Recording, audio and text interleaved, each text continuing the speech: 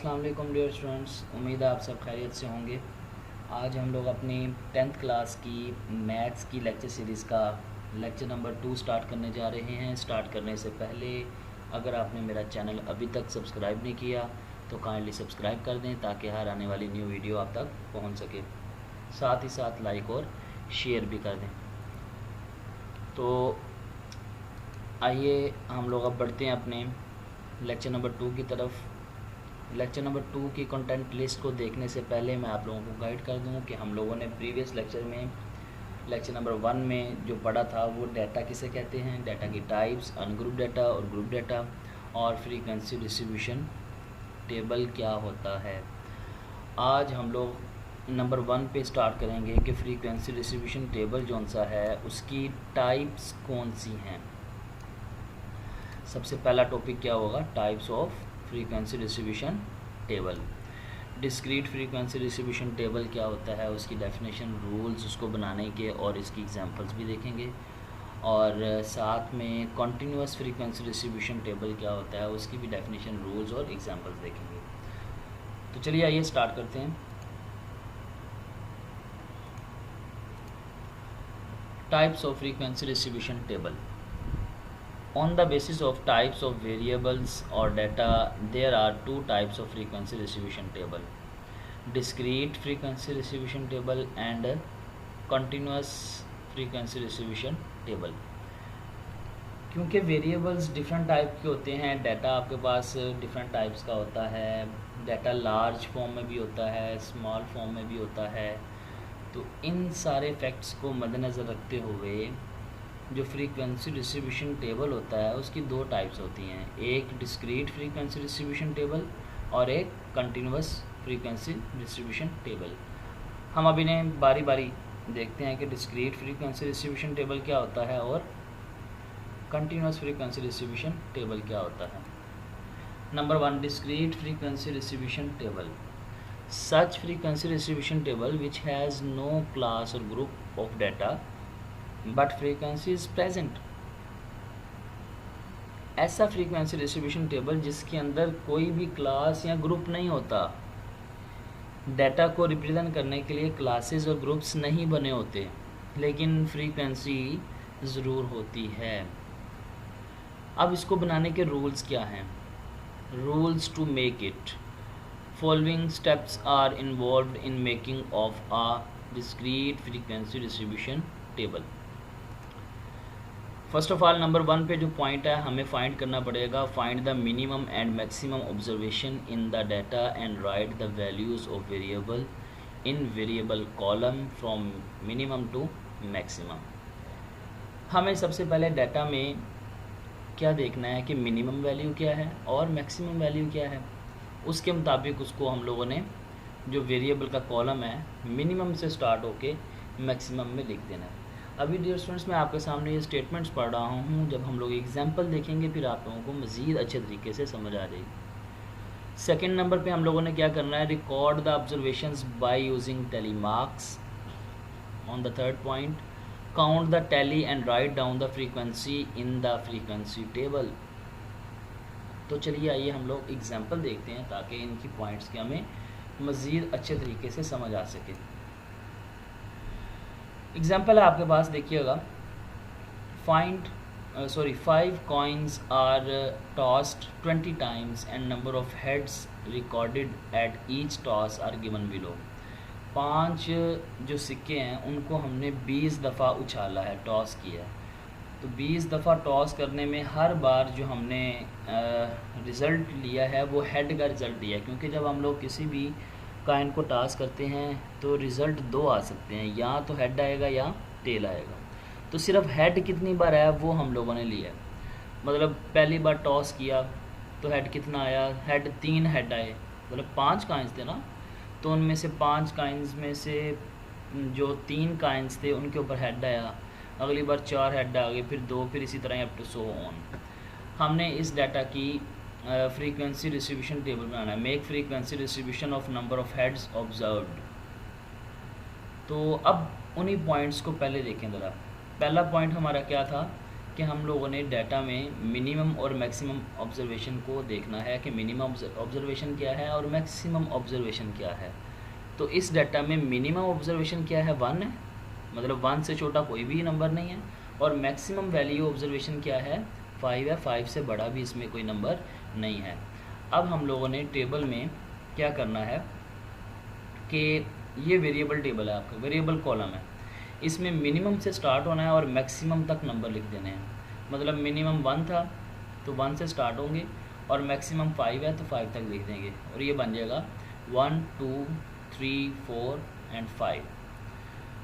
अब इसी तरह ही हम लोगों ने दूसरे नंबर पे टैली शीट बनानी है, टैली मार्क्स बनाना है, ठीक है।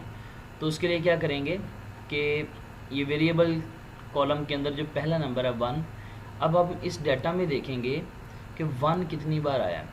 1 आया 3 बार, एक 1 आपके पास ये आ गया, एक ये आ गया, एक ये आ गया, तो मैंने 3 लाइंस लगा दी। इसी तरह ही 2 को देखेंगे, 2 कितनी बार आया, 2 आपके पास आया है 1 2 3 4 5 6 7 और 8, तो मैंने 8 लाइंस लगा दी। इसी तरह ही 3 को देखेंगे, वो 5 बार आया। इसी तरह ही 4 को देखेंगे, वो 3 बार आया। उसी तरह ही 5 को देखेंगे, वो 1 बार आया। अच्छा, 2 काम हो गए ना। हमने फ्रीक्वेंसी डिस्ट्रीब्यूशन टेबल के बारे में पढ़ा था कि फ्रीक्वेंसी डिस्ट्रीब्यूशन टेबल एक ऐसा टेबल होता है जिसमें 3 कॉलम्स होते हैं, वेरिएबल या क्लासेस या ग्रुप्स का कॉलम होगा, ठीक है, यहाँ पे वेरिएबल का कॉलम है। सेकंड नंबर पे टैली मार्क्स या टैली शीट का कॉलम होगा, और थर्ड नंबर पे यहाँ पे फ्रीक्वेंसी का कॉलम होगा। तो हम लोग फ्रीक्वेंसी अब बनाते हैं। फ्रीक्वेंसी बनाने का तरीका ये है कि आपने देखना है कि टैली मार्क्स में पहले नंबर पे यहाँ पे कितनी लाइंस हैं, 3 हैं, तो यहाँ पे मैंने 3 लिख दिया। यहाँ पे 8 लाइंस हैं तो मैंने 8 लिख दिया। यहाँ पे 5 हैं तो 5, यहाँ पे 3 है तो 3, यहाँ पे 1 है तो 1। ये मेरे पास एक frequency distribution table discrete data के लिए बन गया। मतलब डिस्क्रीट फ्रीक्वेंसी डिस्ट्रीब्यूशन टेबल बन गया। तो अब अगर डिस्क्रीट फ्रीक्वेंसी डिस्ट्रीब्यूशन की डेफिनेशन, टेबल की डेफिनेशन आप पढ़े ना, तो उसमें आपको नज़र आएगा कि कोई भी आपको ग्रुप या क्लास नज़र नहीं आ रही। टेबल के अंदर कोई भी ग्रुप या क्लास नज़र नहीं आ रही, लेकिन फ्रीक्वेंसी होगी, फ्रीक्वेंसी लाजमी होगी। तो ये था हमारा डिस्क्रीट फ्रीक्वेंसी डिस्ट्रीब्यूशन टेबल।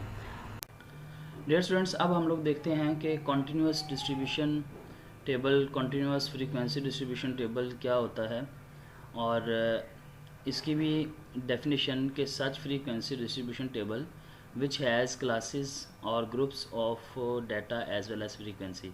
मतलब क्या है कि फ्रीक्वेंसी तो उस टेबल में होगी, लेकिन उसके साथ उसके साथ ग्रुप्स और जो होंगे आपके पास क्लासेस या ग्रुप्स भी शामिल होंगे, फ्रीक्वेंसी के साथ मौजूद होंगे उस टेबल के अंदर।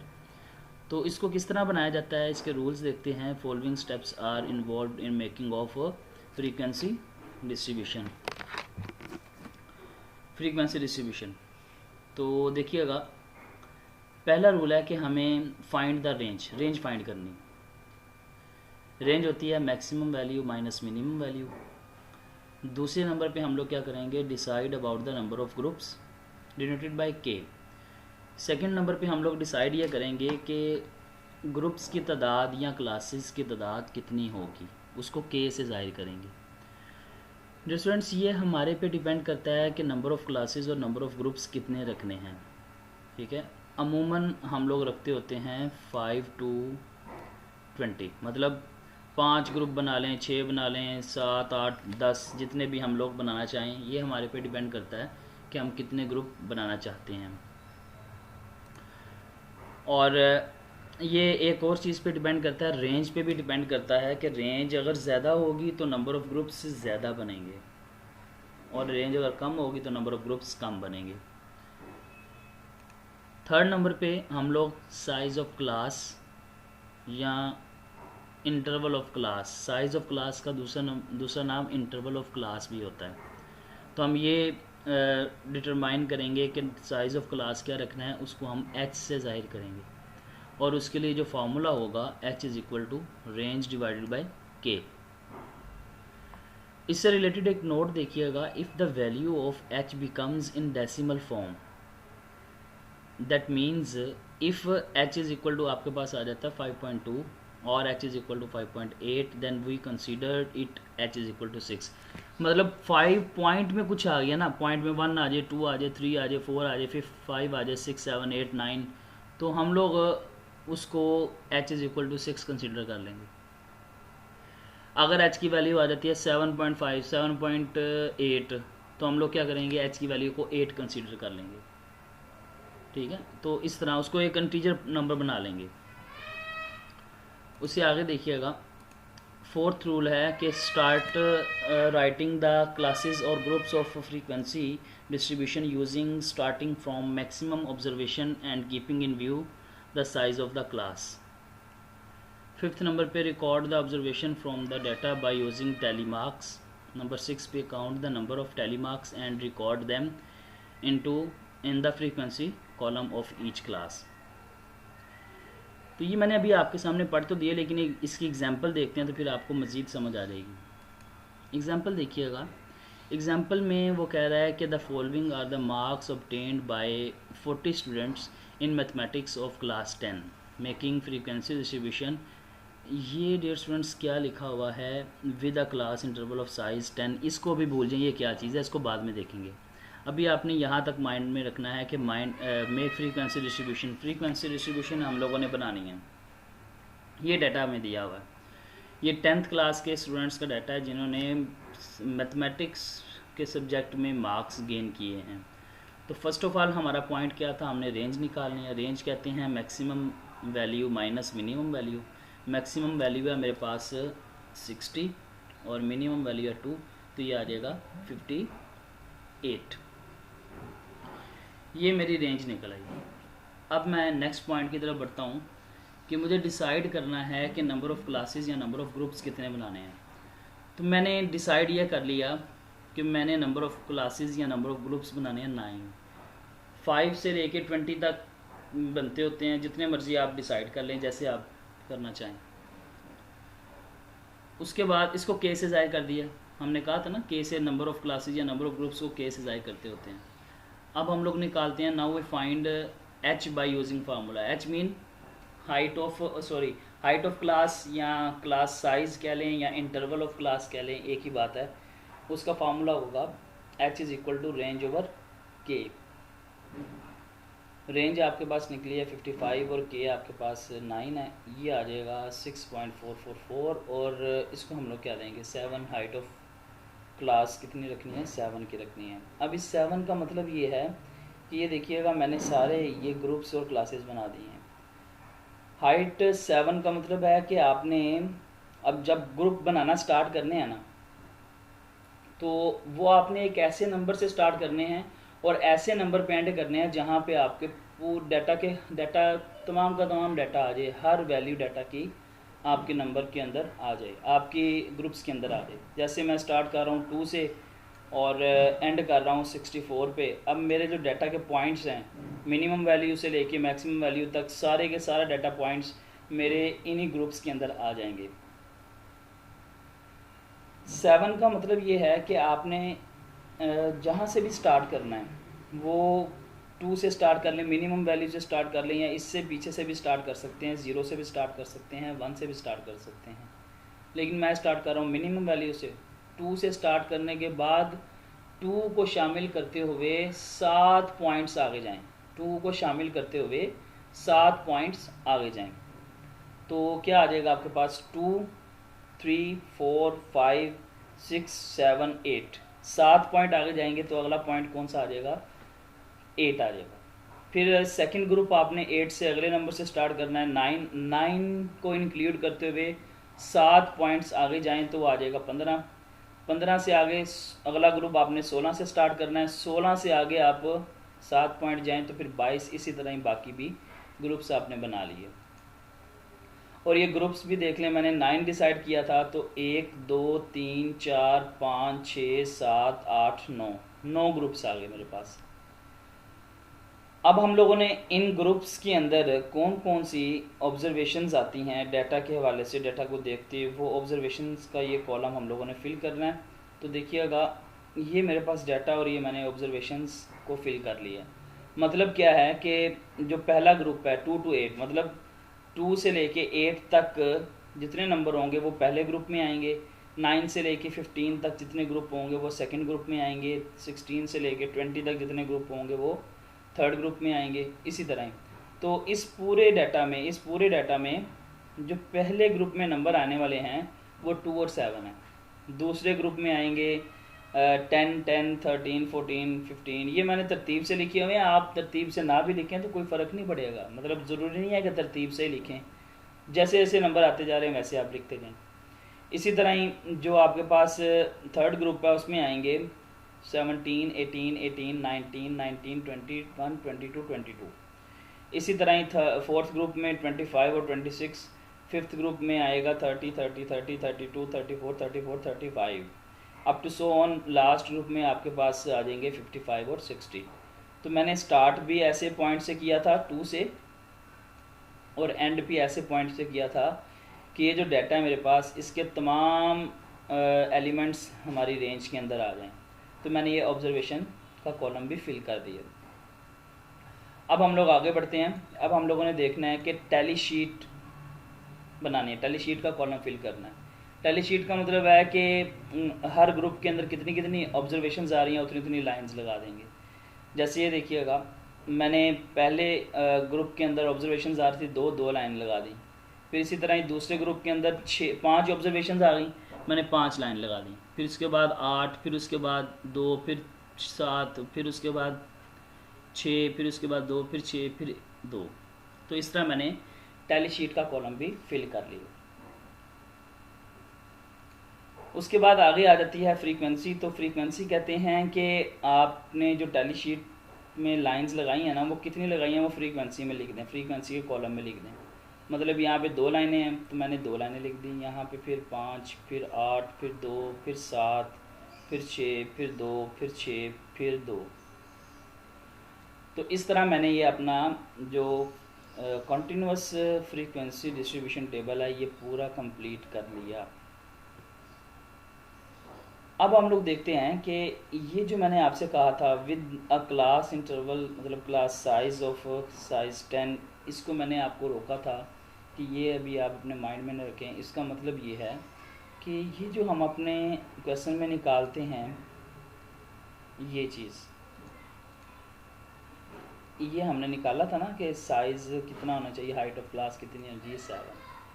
अगर तो सवाल में दी हो कि आप हाइट ऑफ क्लास इतनी रखें तो ठीक है, आप उसी को उसी वैल्यू उसी क्लास की हाइट को लेके आगे आप चलेंगे अगर सवाल में जो भी दिया होगा। अगर सवाल में ना दिया हो तो फिर आप क्या करेंगे, इस फार्मूले से निकालेंगे। लेकिन यहाँ पे हमें इस सवाल में दिया हुआ है, इस सवाल में उसने क्या दिया हुआ है कि इस एग्जांपल में कि आपने क्लास इंटरवल साइज जो सा रखना है ना वो 10 का रखना है। तो अब देखिएगा इसके मुताबिक जो फ्रीक्वेंसी डिस्ट्रीब्यूशन टेबल है वो ये है आपके पास। अब इनमें देख लें, 0 को इंक्लूड करें और 10 पॉइंट्स आगे जाएँ 9, फिर 10 से शुरू करें, 10 को इंक्लूड करके 10 पॉइंट्स आगे जाएँ 19, फिर 20 से। तो ये क्लास इंटरवल आपको कितना नज़र आ जाएगा, 10 का। इनकी ऑब्जर्वेशंस लिखी, इनकी टैली मार्क्स, सारे टैली शीट मैंने बना दी, आपको बताया भी है कि किस तरह मैंने बनाई है, आपके सामने ही बनाई है, और इसके बाद इसकी फ्रीक्वेंसी भी लिख दी। उसके बाद देखिएगा, अच्छा एक चीज़ स्टूडेंट्स याद रखिएगा कि अमूमन ये जो ऑब्जर्वेशन वाला कॉलम है ना ये हम लोग नहीं बनाते होते, ये हम लोग, मैं आपको आपकी आसानी के लिए मैंने आपको किया है, लेकिन आम तौर पे ये ऑब्जर्वेशन का कॉलम नहीं बनाते होते। हम डायरेक्ट क्लासेस या ग्रुप्स बनाते हैं, उसके बाद क्या करते हैं, टैली शीट या टैली मार्क्स बना लेते हैं, उसके बाद फ्रीक्वेंसी बना लेते हैं, और ये हमारे पास कंटिन्यूअस फ्रीक्वेंसी डिस्ट्रीब्यूशन टेबल बन जाता है। और यहाँ पे आप देख भी लें कि कंटिन्यूअस फ्रीक्वेंसी डिस्ट्रीब्यूशन टेबल की डेफिनेशन के अंदर क्या है, फ्रीक्वेंसी होगी लेकिन साथ में क्लासेस और ग्रुप्स भी होंगे। और जो डिस्क्रीट फ्रीक्वेंसी डिस्ट्रीब्यूशन टेबल था उसमें फ्रीक्वेंसी थी लेकिन क्लासेस या ग्रुप्स नहीं थे, तो वो हमारा इस लिहाज से क्या बना था, जो डिस्क्रीट फ्रीक्वेंसी डिस्ट्रीब्यूशन, और ये हमारा बन गया कंटिन्यूअस फ्रीक्वेंसी डिस्ट्रीब्यूशन टेबल। तो डियर स्टूडेंट्स, ये था आज का हमारा लेक्चर। उम्मीद है कि आप लोगों को समझ आई होगी। इससे आगे इंशाल्लाह ताला हम लोग नेक्स्ट क्लास में देखेंगे। अल्लाह हाफिज़।